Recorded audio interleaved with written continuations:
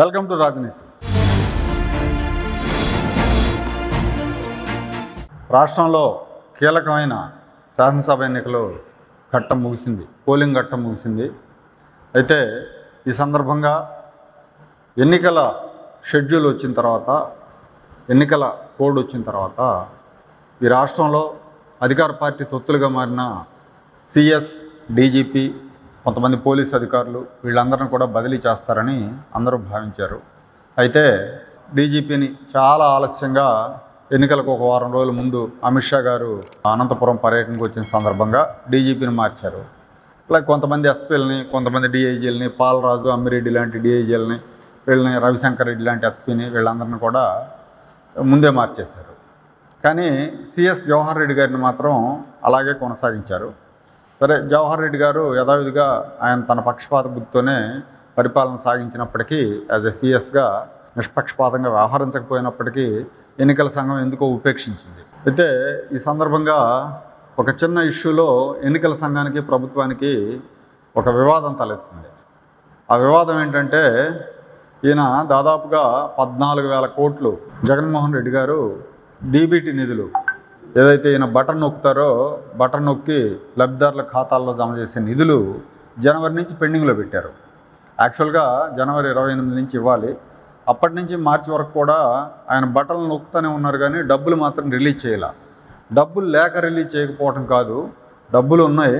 డబ్బులున్నా కూడా వీటన్నిటినీ కలిపి ఇవేంటంటే, ఇవి ఆసరా కింద 6,000 కోట్లు, విద్యాదీవెన కింద 708 కోట్లు, ఇట్లా చేయూత కింద 560 కోట్లు, ఈబీసీ నేస్తం కింద ఒక 700 కోట్లు, ఇట్లా మొత్తం 14,000 కోట్లు నిధులు ఉన్నప్పటికి కూడా ఇవన్నీ కూడా లబ్ధిదారులకి, అలాగే రైతులకు పెట్టుబడి రాయితీ అదొక 1000 కోట్లు, ఇవన్నీ కూడా లబ్ధిదారులకి ఒకేసారి లబ్ధిదారులందరికీ కూడా వేసి ఎన్నికలకు ముందు వేయాలనే ప్లాన్తో జగన్మోహన్ రెడ్డి ప్రభుత్వం వాటిని అట్టే పెట్టింది. సిఎస్ అందుకు పూర్తిగా సహకరించాడు. ఆర్థిక శాఖ అధికారులు కూడా అందుకు పూర్తిగా సహకరించారు. తర్వాత ఏమైంది, వీళ్ళు ఎన్నికలకు ముందు, ఎన్నికలకి ఒక వారం రోజుల ముందు ఎప్పుడో రిలీజ్ చేద్దాం అనుకున్నారు. ఎన్నికల సంఘం అభ్యంతరం వ్యక్తం చేసింది. ఇప్పుడు చేయడం కుదరదని చెప్పింది. దాని మీద ప్రభుత్వం కోర్టుకు వెళ్ళింది.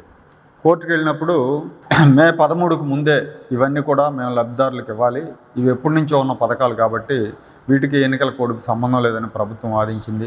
అట్లాగే సింగిల్ జడ్జి కృష్ణమోహన్ రావు గారని ఉన్నారు, ఆయన బెంచ్ కిందకి, ఆయన బెంచ్ మీదకు ఈ కేసు విచారణ జరిగినప్పుడు ఈ విషయంలో ఇది త్వరితగతిన విచారణకు రావడానికి ప్రభుత్వం సర్వశక్తులు దారబోసింది. అట్లాగే దానికి తగ్గట్టే సింగిల్ జడ్జి తీర్పు కూడా వచ్చింది. కాకపోతే ఎన్నికల సంఘం జనవరి 28 నుంచి మీ దగ్గర నిధులు ఉన్నప్పటికి కూడా ఎందుకు విడుదల చేయలేదు లబ్ధిదారులకు అని చెప్పి బలంగా వాదించడంతో పాటు మీరు మే 10వ తారీఖు 11వ తారీఖు ఇస్తా అంటున్నారు, 11, 12, 13 తారీఖులు ఆపుకొని 14వ తారీఖు ఇవ్వండి, మాకేం అభ్యంతరం లేదని ఎన్నికల సంఘం చెప్పడం జరిగింది.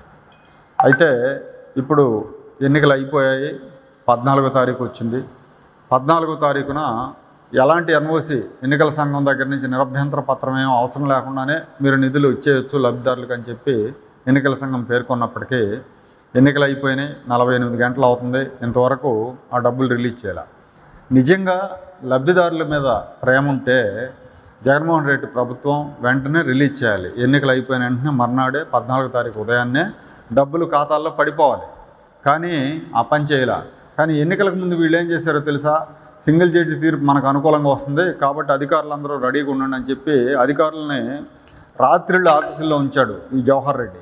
అంటే ఇది ఎట్లా ఉందంటే, ఇది ఓట్ల కోసం కపట ప్రేమలాగా ఉంది. లబ్ధిదారులు ఇబ్బంది పడతారని వాదించిన ఈ ప్రభుత్వం ఎన్నికలు అయిపోయి 48 గంటలైనా కూడా డబ్బులు వేయలేదంటే ఏంటి, ఎన్నికలకు ముందేమో వేస్తాం అని తాతాలాడి ఎన్నికలు అయిపోయాక దాని గురించి పట్టించుకోవట్లా.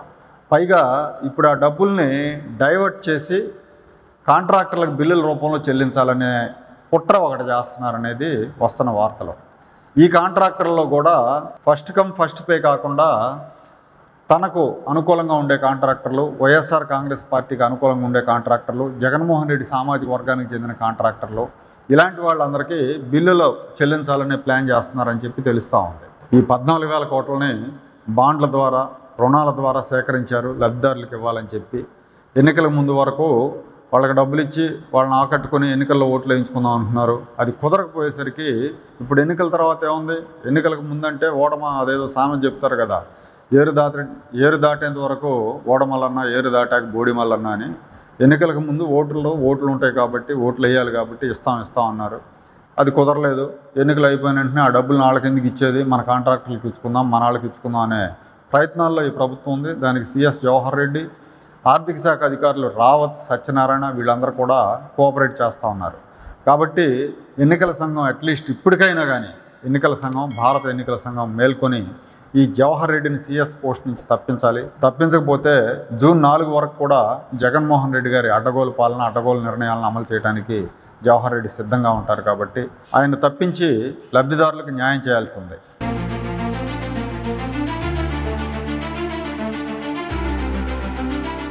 Like, share and subscribe to Rajaniti channel.